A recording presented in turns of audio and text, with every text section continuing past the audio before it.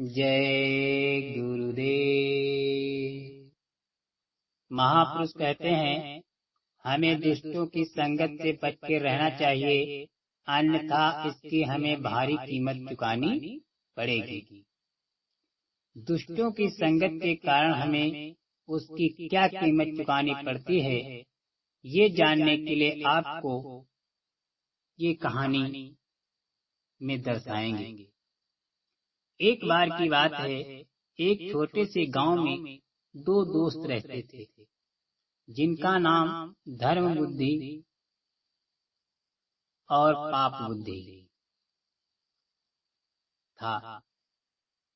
धर्म बुद्धि का मतलब सदाचारी बुद्धि या सही दिमाग, और पाप बुद्धि का मतलब दुष्ट दिमाग या गलत दिमाग।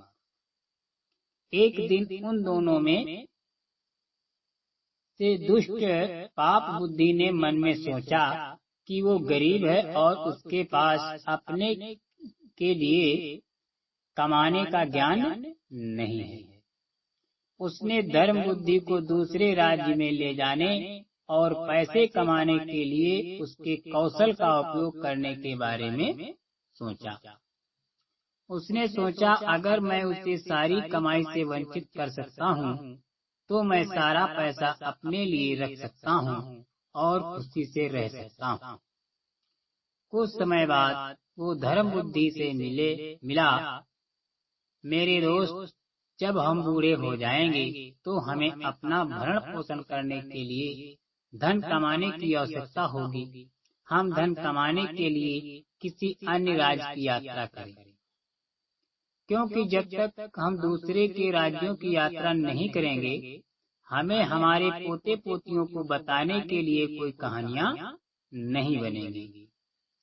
धर्म बुद्धि उनकी योजना पर सहमत हो गया और अपने माता पिता और शिक्षकों का आशीर्वाद लेकर एक दूसरे के राज्य की यात्रा की।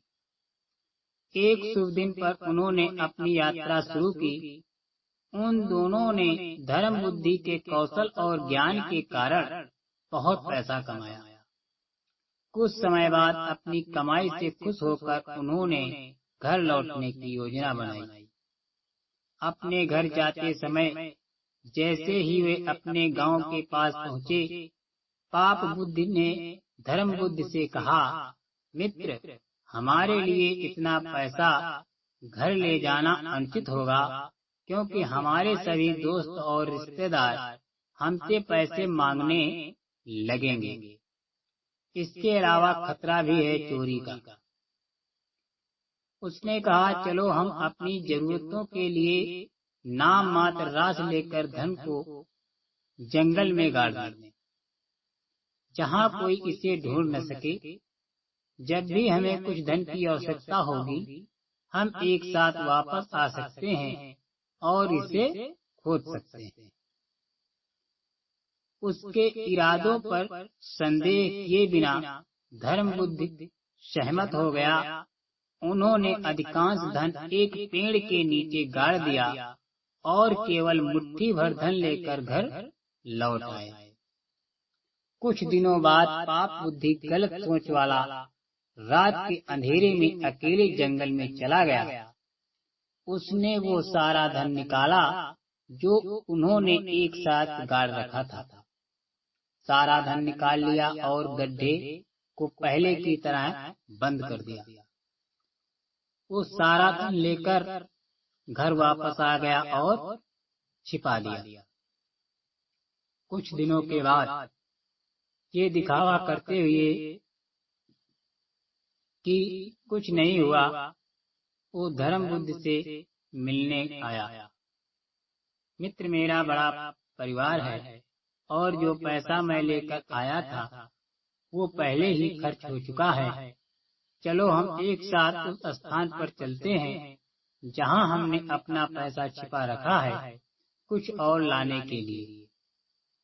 धर्म बुद्ध सहमत हो गए और वे एक साथ उस स्थान पर गए जहां उन्होंने अपना पैसा दफनाया था और गड्ढा खोदा, लेकिन उन्हें पता चला कि वहां पैसे नहीं हैं।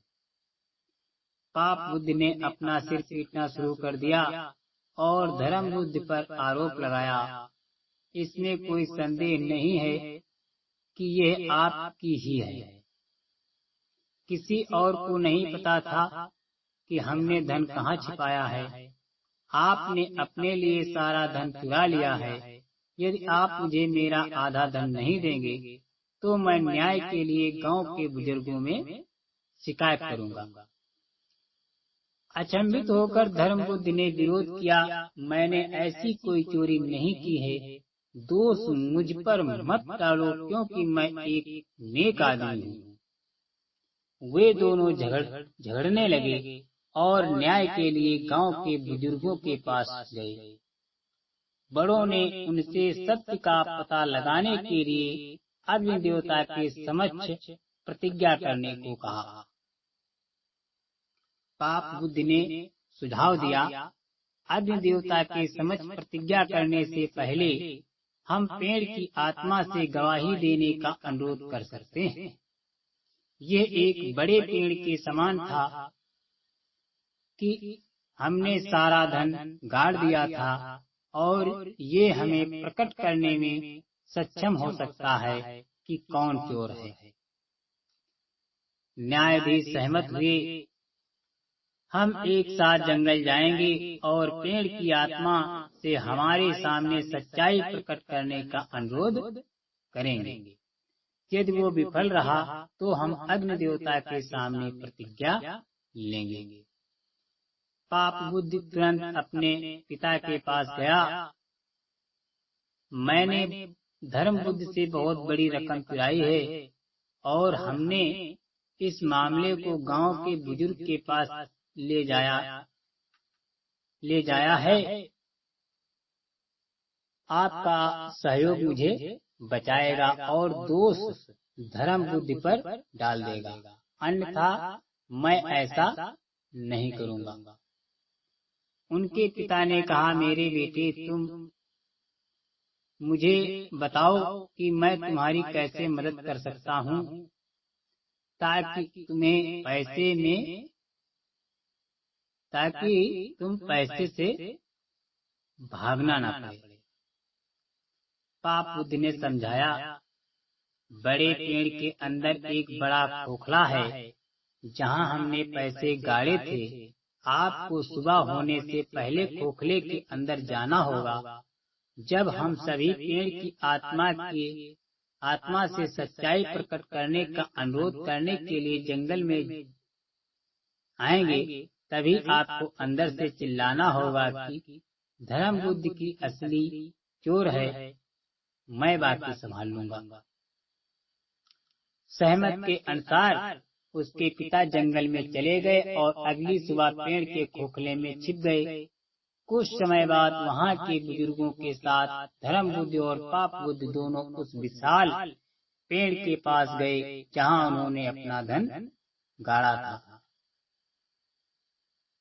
पाप बुद्धि ने ऊंची आवाज में पूछा, हे पेड़ की आत्मा, कृपया हमें बताएं कि चोर कौन है, क्योंकि हमारा टकराव है और गांव के बुजुर्ग सच्चाई की तलाश में आए हैं। तुरंत पाप बुद्धि के पिता ने पेड़ के खोखले के हिस्से से अंदर जो बैठे थे उन्होंने उत्तर दिया, सच्चाई की तलाश करने वाले सभी लोग ने धर्म बुद्धि चोर है जिसने सारा पैसा चुराया है। गांव के बुजुर्ग आश्चर्यचकित थे।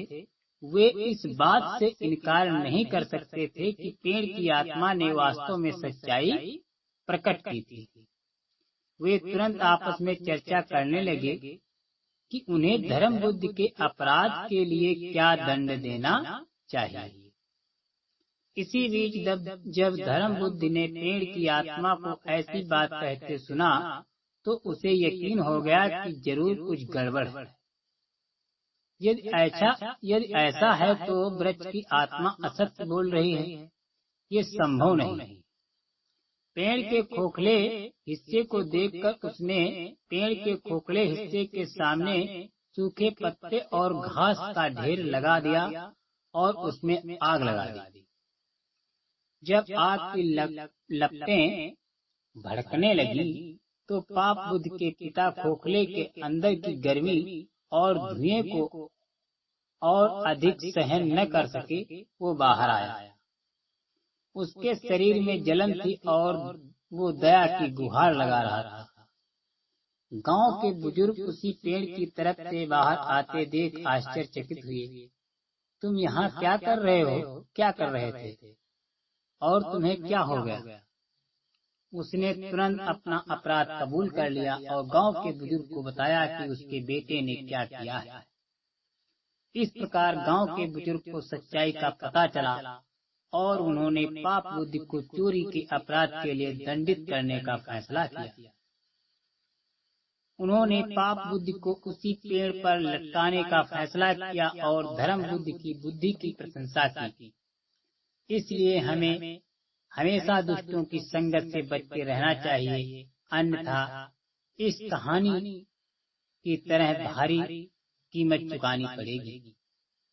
दुष्टों की संगत से बचें, अन्यथा आपको इसी तरह कीमत चुकानी पड़ेगी। जय गुरुदेव।